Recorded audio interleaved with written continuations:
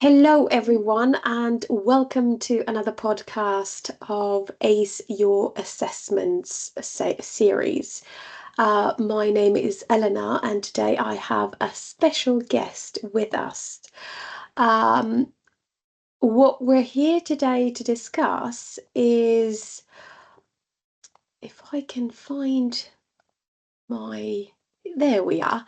We're here to discuss how to analyze legal cases and breaking down judgments. And we've got a special guest, Debra. I'm saying, you've got Debra Brown.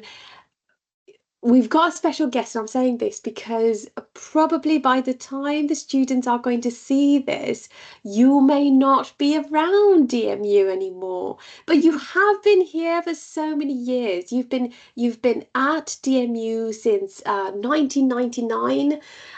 You were practicing a commercial litigation at Shoesmith Solicitors previously to that.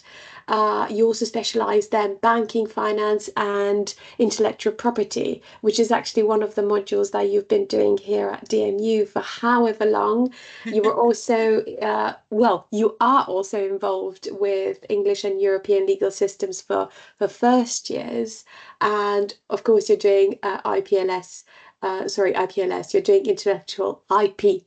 I'm saying Yes, yeah. IPLS because I'm involved with IPLS. But yes, so you're doing that for year three students, but also you teach European Union law. That's one of my Yes, passions as well, actually. yes. For third year, well, it's moving into third year, isn't it? And a very interesting thing about you, I mean, you have been nominated so many times for Students' Choice Awards, but you also are a winner of that award as well. So congratulations for Thank it. You know, you. it means a lot for the students, and I know that whoever knows you um, feels very strongly about you as their tutor, as their lecturer. And I do hope that we get to see you again in one of these podcasts if we have the chance. Um, so yes, we're going to talk about how to analyze legal cases and breaking down judgments. And I think my first question to you, Deborah, would be why is it that this topic or this is so important for us to know, for students to know? Um, well, first of all, thank you for inviting me to join you today. It's a real pleasure, and yes, I think this is such a great idea. So, whatever we can suggest to the students, I just hope it helps a little bit. But in terms of analysing legal cases, I think it's one of the most important tasks of a law student. Yeah, if there's one thing that I would say to students that they've got to really learn how to do and how to do properly, it's how to analyse cases. And that's because of the unique sort of common law system that we operate here in the UK. The law doesn't just come from a codified system. It comes from the cases as well as from legislation. So if you ignore the cases, if you never read a case, you're effectively not reading half of where our law comes from, at least half. Very, very blinkered. But also, I think reading cases helps you to learn how to write, how to actually reason yourself. So, how to think and write like a lawyer. If you want to learn how to construct a legal argument, the best place to go to is not a textbook. It's not something that you see on YouTube or whatever. The best place to go to is a case and see how the experts do it, see how the judges do it, see how a judge in the Court of Appeal, a judge in the Supreme Court constructs their legal arguments, and then you can follow it. You can follow how they do it. It's like following the big kids, isn't it? So that's why reading cases is so important. I can't emphasize it enough, really. I know, and I like that you said go to the case first, go to the judgment, because actually, I think the default settings for students very often is the textbook, and we believe in the textbook. I mean, obviously, it's very important to have a core textbook because Yeah. it's suggested and it's expected for you to know how to use it and how to use any textbook for that matter. That's one of the skills that we're trying to get you to get used to. Uh, but yes, it is a skill, isn't it? the It is. judgments are the answer to everything. Yes. Okay, so how do we feel about relying on case summaries? Because there are different parts to a judgment, Mm, aren't mm, there? mm. To a judgment. And this is what we're going to talk about today. We're going to deconstruct, in that sense, a Yeah. judgment. So the starting point is, how do we feel like about case summaries in textbooks? Yeah. Well, I mean, obviously, textbooks are there to help us, as you said, Eleanor. And so, we can go to a textbook and we can often find a little bit about the case in a textbook. We even find we've got those cases and materials books as well, Mm, and they will have a bigger chunk about the cases, but they are no substitute for reading the actual case itself. It would be like saying you have watched the big film that's just out, when in fact all you've watched is the trailer for it. It'd be like trying to pull the I like wool that. pull the wool over the ears and eyes of your friends by saying, oh yes, Mm, seen that, and in fact all you've done is watch the trailer. We all know that the trailer will highlight the bits that are going to attract the audience in, but they don't give you the best bits. They keep those back. And that's how you should view reading a case. It's not, a case summary is not a substitute. You've got to read the whole thing. It's just like you've got to read the whole film to understand what it's really about. And the other important thing to remember, of course, is that textbooks will give the author's opinion on the case, which may mm, not necessarily be the same as someone else's opinion and may not be the same as your tutor's opinion or your opinion. And so reading the case will allow you to develop your own thoughts on that case, not the textbook author's thoughts on it. right. And so for all sorts of reasons, let's not rely on case summaries. They're useful, Okay. good starting point, a bit like watching a film trailer. It's a starting point, but let's never rely on them. Yes. That's a very good point. That's a very good point. We're all human. We all have different political views, even though we don't Yes, share them. We're all yes, biased in some sort of way, yes. whether it is conscious or unconscious. And very often, yes, we will put into words the way we feel about a certain case. And Yes. you're so Yeah. right. Wherever you read case comments, you feel the side of the fence of Yes. the writer, of the author. So yes, be wary of that. What about the court? Mm. That a case is heard, that a judgment comes from. What should we look for? What should we understand if it's in a different court? What is the Mm. best court? Is there a Mm. best court?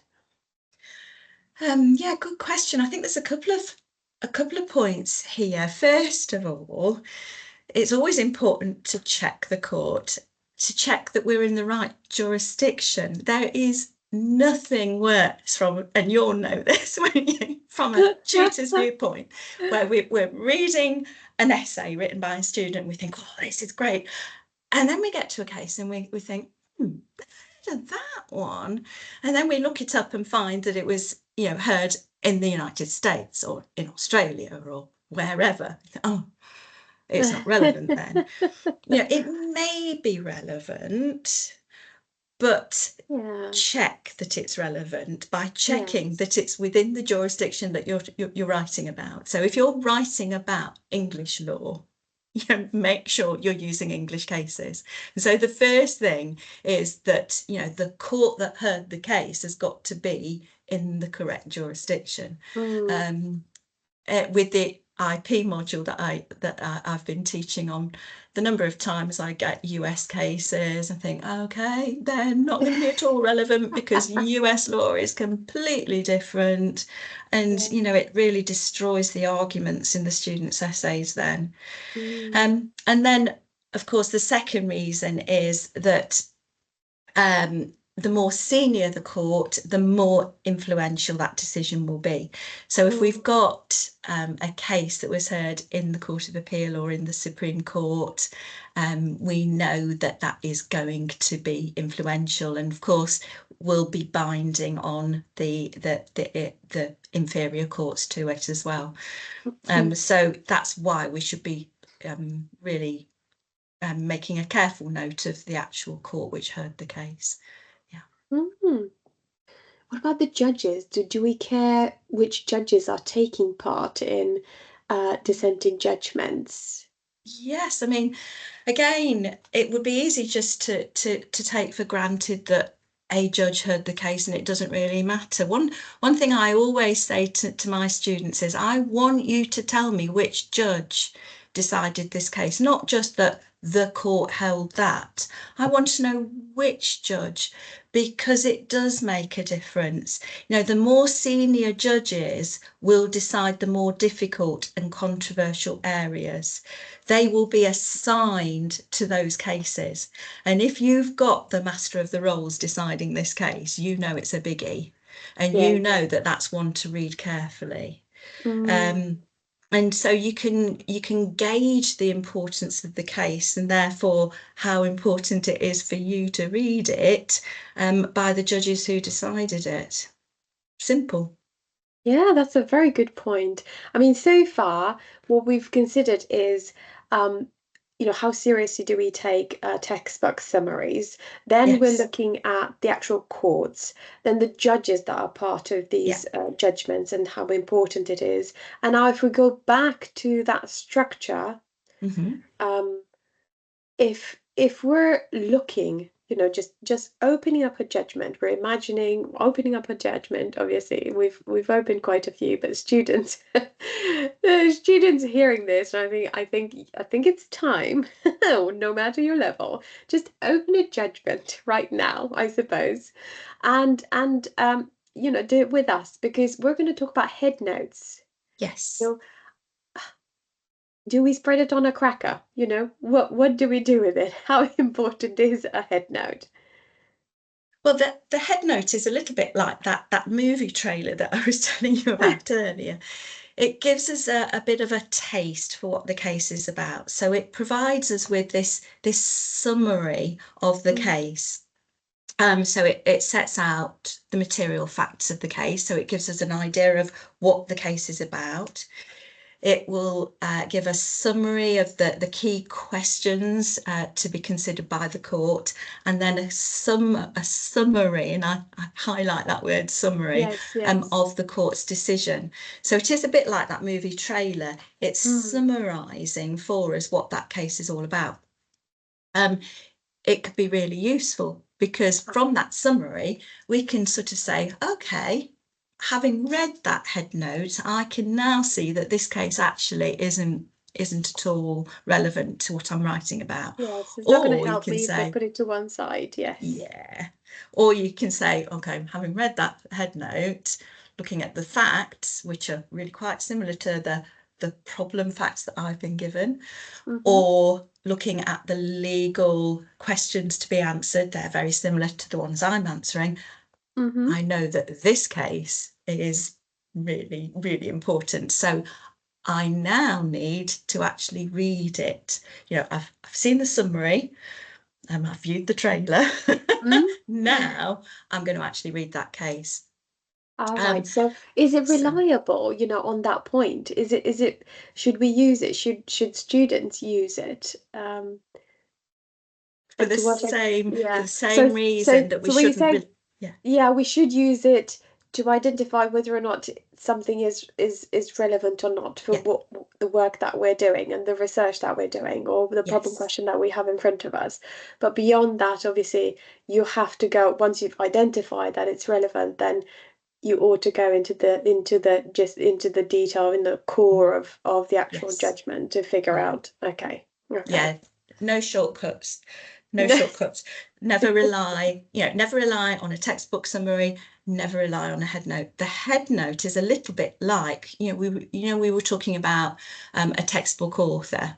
They will give their opinion on the case. The head note is written by the court reporter, usually one of the barristers. Yes. So they're giving their summary of the case, and for all those reasons that you were talking about, they will have their own views and thoughts on that case, and that will come through into the head note. And so they might miss something significant because they didn't see it as significant, but others will. Yes. So, that head note, it's a useful starting point, but in the same way as textbooks and cases and materials books, don't rely on it. Yeah, it's no substitute for reading the case itself. Yes. Well, because you ultimately need to make your own opinion. I mean, one of the bunch of skills that you need to learn and get to grips with as a student is critical thinking, critical analysis, and you're doing that by going through the cases and making your own judgment about a judgment yourself, by paying attention to it and actually trying to understand it. And the more you do that, I mean, you get better at it, and you can see it from miles away when you're reading it, where a point is going, how a legal argument is constructed. So it is very helpful to be as close as possible to the judgment. So don't rely, because we're brown mouthing all of the authors out there saying don't trust anybody. They're like saying politics, don't trust all of these people. But the truth is, the biases come without the author necessarily intending it to. And the way a student writes, you get the same assessment, the same essay, the same problem question, and it will be answered exactly, differently in a different way by 100 students. So, this is why emphasis is a human thing. It comes out of through our humanity, and sadly it's not that it's wrong or right, it just is what it is, and you're relying on it shows that you in a way you're plagiarizing because you're piggybacking on someone else's work, and if that is not reliable, then you're really setting a bad habit, aren't you? So yeah, and you won't shine in your assessments if all you're doing is regurgitating what the textbooks say, and not actually looking at the case and telling us what you think of the case, not what the textbook says about the case. Yes. So, yes. Yeah, students will shine in their assessments if they read the cases. Yeah. And you can tell that they've read you can. I don't know how, you guys, I don't know how. You could just tell when we're marking your papers, we can tell that you read or not read, because most of the time it doesn't make sense. It's not logical, it's not clear, because actually if it's not clear enough for you to explain it to someone, then you haven't understood it very well. So you have to just keep on doing it. I mean, I always say to students, to read a chapter as many times as you need to read it, or a judgment or a case. Maybe English is not your second language. Just put the effort in, because you have to trust the process. It will happen. Like the ping moment will happen, and then it will all come. It will come together, or it will make sense, or it will merge into the idea that you're looking for, perhaps. Yes. Deborah, so if we're now imagining that we're on Westlaw or LexisNexis, we're opening up a judgment. Yes. Most of the time, obviously, depending on the database now, students might have their own databases that they're looking at. Thinking about the number of cases that judgment involves. So there is always a list of cases that is mentioned by the judges in these judgments. How important are those, and what do we do with them? Do we do anything with them? Again, I think that list of cases that we see in the law report very often are just ignored. They're there. It's like the list of actors at the end of the film. I'm back to films, aren't I?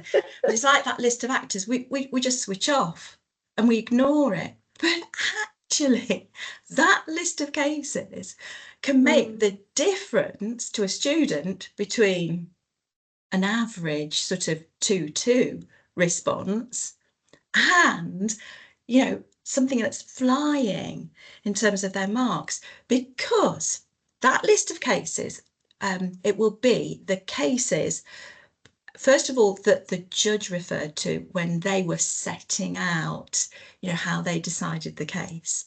And it will also be the cases that the lawyers referred to, but let's not think about those for the moment. Those cases that the judge referred to, well, they're the key cases. They help the judge when considering the legal principles. So they'll help you when considering the legal principles as well.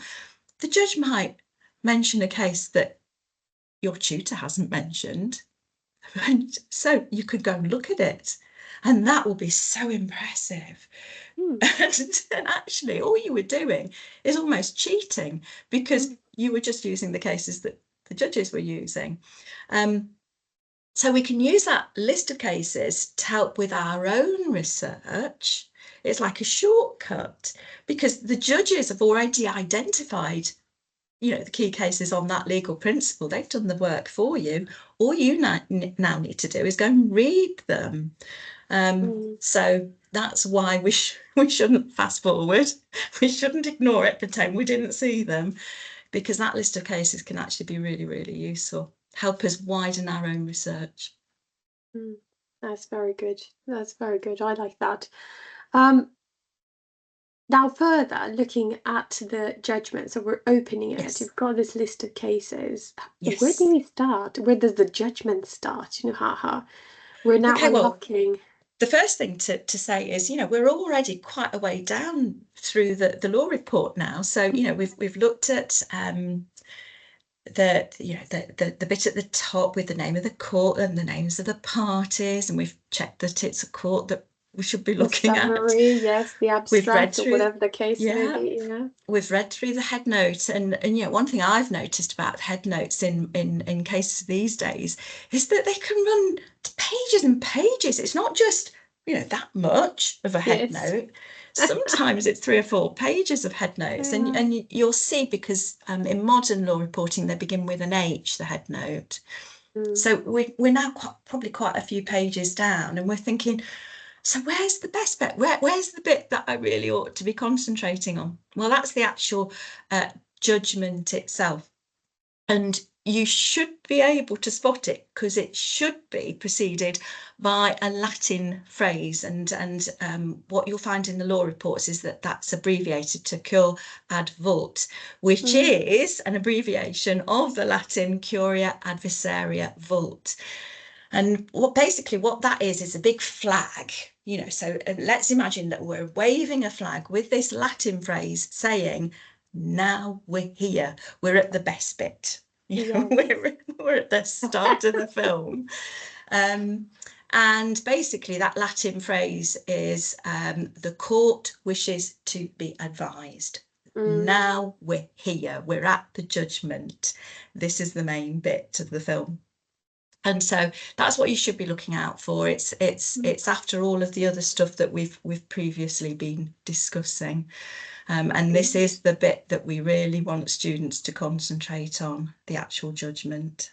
Yeah, that is very good, that you're like giving them that, you know, the pinpointing exactly where to go to find the start of the judgment. How do we feel about when there are more judges? Because they all, you know, they all might contribute, right, to the That's a dissenting difficult judgment. one, isn't it? And I think you probably agree with me that this is perhaps the one thing students very often struggle with. If we've got a case in one of the European... Debra, especially when judges don't quite agree with one another, because you have this, like, for example, we're imagining, let's say, a Supreme Court judgment with 5 judges, because it's always an odd number for the obvious reasons. Yes. To decide, and sometimes you can see that even the one that is, you know, it's split, it's a 2-3 or so 3-2 split, but you know that at least one or two of them on the other side, or the ones Yes. that didn't Yeah. tip the balance, would Yeah. have actually been on the balance or in the same or on the other side Yeah. of the fence even, if Yeah. one this little bit had been changed. Oh, I that is just mind-blowing when you so yeah, Yeah. what do we do with more judges? I know. I mean, I think that the simple answer to that question is you've got to read the lot. It's no good saying, all right, so I'm going to take a shortcut here. This is a case decided in the Court of Appeal. There were 3 judges. Two of them agreed. The other one didn't. I'll forget that one. I'll ignore it. We Yes. can't, we just can't do that, can we? Because it would be like saying, I am going to ignore the other side of the debate. We can't do that. We've got to listen to those dissenting judgments. We've got to read those dissenting judgments to understand the arguments. It would be like cutting half of the arguments away and saying, well, they're not important anymore, because that's not how it was decided. We've got to read all of those different judgments, and I feel for students there, because that can be really difficult, because then you've got to try and work out, what did they agree on and what did they not agree on, and why didn't they agree? What were the bones of contention? And that's what will, you were talking earlier about critical analysis. That's what will really help them, isn't it? Yes. By looking at those different viewpoints. And we don't get that with I teach EU law. When we get a judgment from the EU courts, we don't get to hear the dissenting judgments. We just see the one single judgment of the whole court, and that's such a shame. Sometimes I think, oh, I wish I could see what the other judges thought of it, but we never get to see that. And that's what makes our system so wonderful, so exciting, because we do get to hear the ones that didn't agree. That's why I Yes. love it. Yes, exactly. And nowadays, Mm, with in the digital era, you've got so many videos transmitted by or saved recordings from the Supreme Court and other courts, obviously with video link, and so it's quite interesting to actually hear, because very often they will give you a summary anyway when they yes. give a judgment. They Otherwise, they'd be there forever recording, Mm, because the judgment might go hundreds and hundreds of paragraphs or pages. So yes, but it's nice to see and hear it from the judges themselves and from the Supreme Court yeah, president and so forth. So I would definitely urge students to, have a look and look up the recordings from the yeah. Supreme Court or any other that they can come across, to hear also the summaries from the judges themselves online and in a recording is quite enlightening and brilliant. Mm. Um, do we have a standard structure for judgments? That Um, students can get their head. yes. I know how to get my head around it. Yeah. Some tips there. How? I think the simple answer is that there's no set structure. So the judges don't have to follow a structure, but they tend to. And so I think the more cases that students will read, the more they'll get to see that there is a pretty standard structure to judgments. And most of them start by explaining the facts of the case. And so most judges, that's their starting point. It would be quite unusual for them to not explain the facts first, because of course they are important. We are where we are because this is what happened. And so they will start by explaining the facts of the case, and that's where students can see sort of similarities between, if they're answering, say, a problem style question, they Mm, can say, oh, okay, well, the facts of this case are quite similar to that, or they might be different in these respects, but that's how it will start. And then what the judge or judges will do is they'll explain the legal history of the case. So what has happened since the proceedings were first issued, since the claimant first brought the case. So which courts have heard the case previously? If this is not the first court, if it did start in another court, what was the decision of that court? Who's appealed it? Why has it ended up here in the Court of Appeal or the Supreme Court, and why? So that will explain the legal history, and then the judgment will turn to the law. So it will explain the legal principles, and that's what students should be reading to learn how they should be explaining it. Look at the big kids, follow the way they do it. The judges have a beautiful way, on the whole, of explaining the legal principles. And so if you can find a way of doing it like they do, you're onto a winner. And then, of course, having explained the legal principles, what the law is, so that, they'll go through the relevant statutes, they'll go through the relevant cases, just as we would have to if we were constructing our legal arguments. They then apply those principles to the facts of the case, which of course they've already set out. And that's one of the key bits, how they apply those legal principles. And we should be looking at how they do it. Yeah. So that's the standard sort of, structure of a judgment that we will see in the vast majority of the cases. I like how you say to the students, try to do it like the big kids do it. And in fact, we're not saying really copy anyone or anything. We're just saying there is a certain level of clarity, of thought, of structure, of law, of application, like you say, that takes years. They've developed those skills and the way they, this clarity that I'm talking about over a number of years.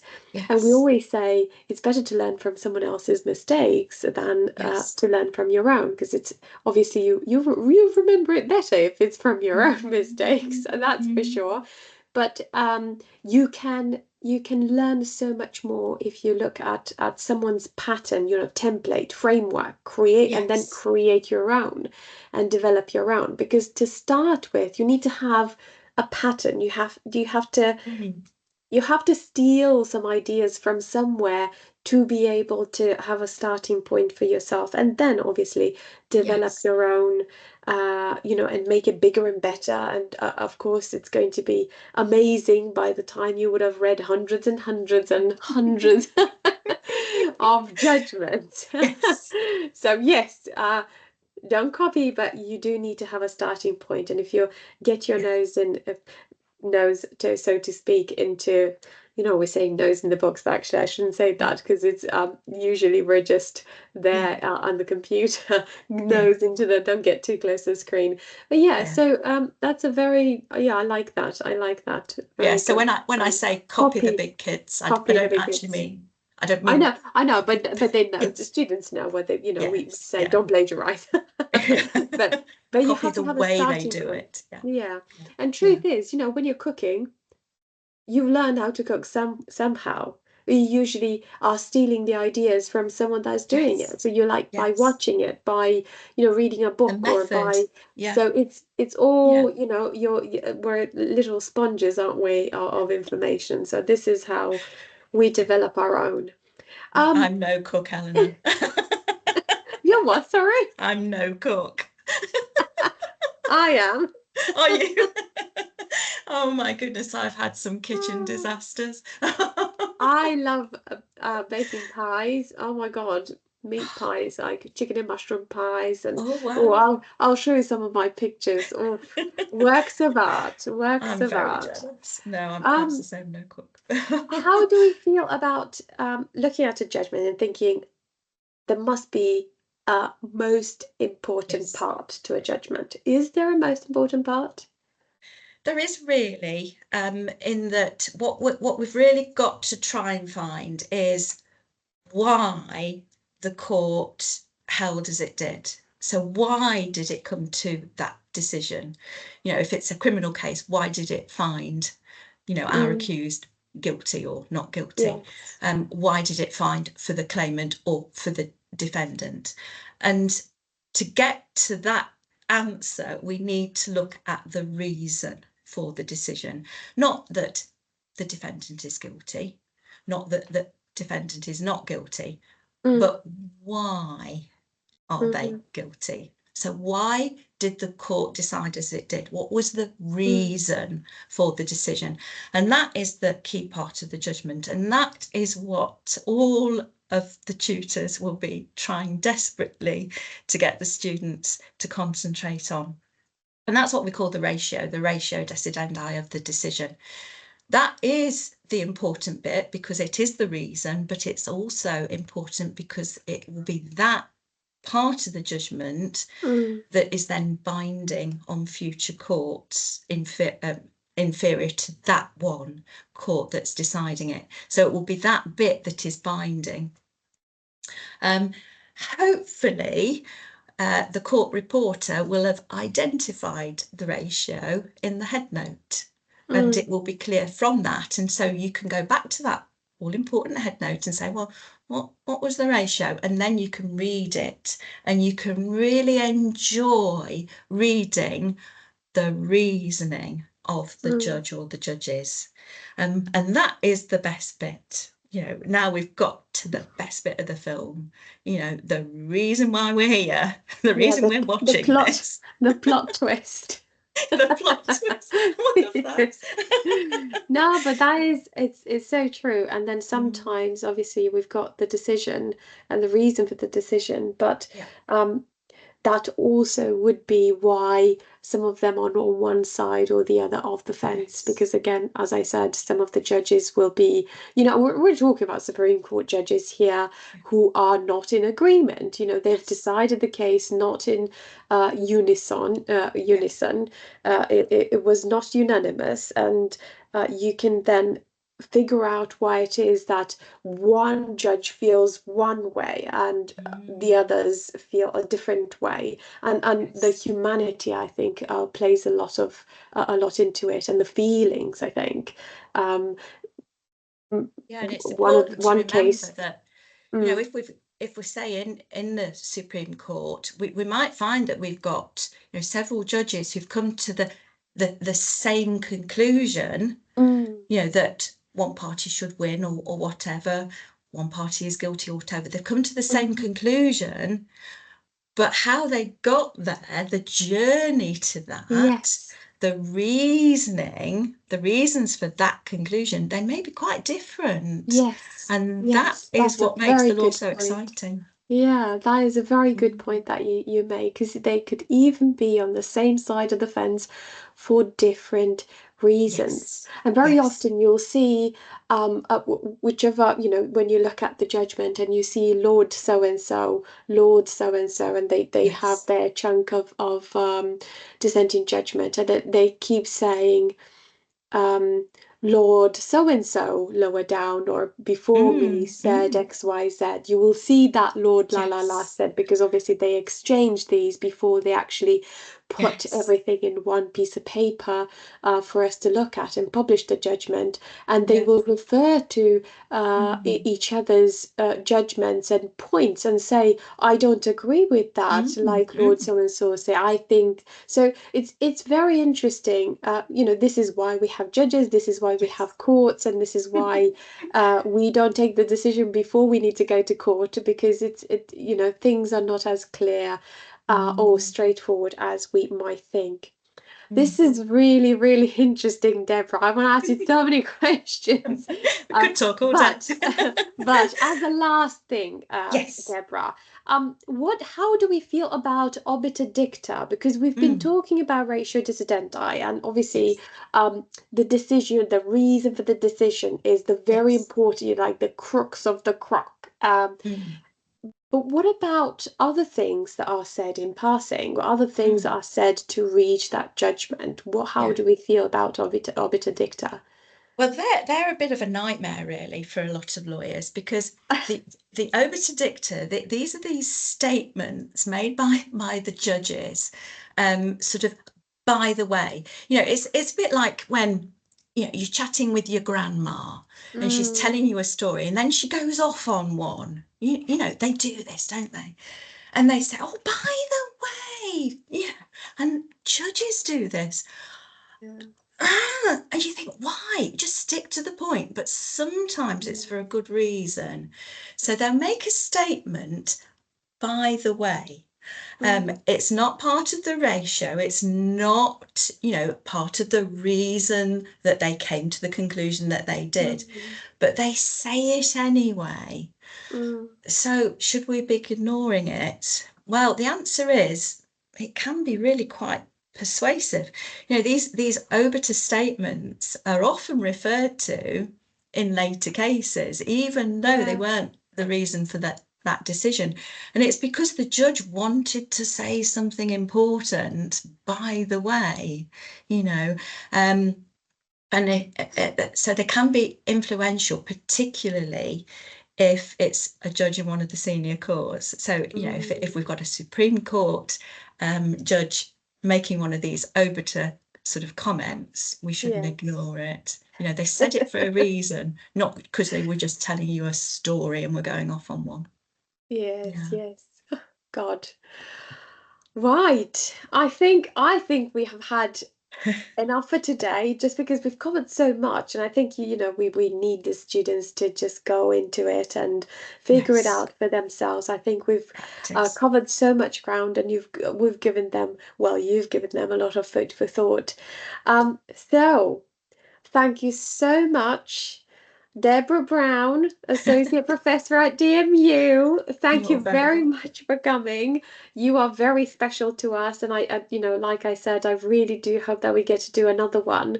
And thank you for exploring this topic, how to analyze legal cases and breaking down judgments. It was a pleasure to have you today. Oh, Thank you very much. thank you for inviting me. It's been fun. All Lovely. right, and you guys, we look forward to seeing you to the next one. So tune in. Bye bye. Bye, everyone. Thank you.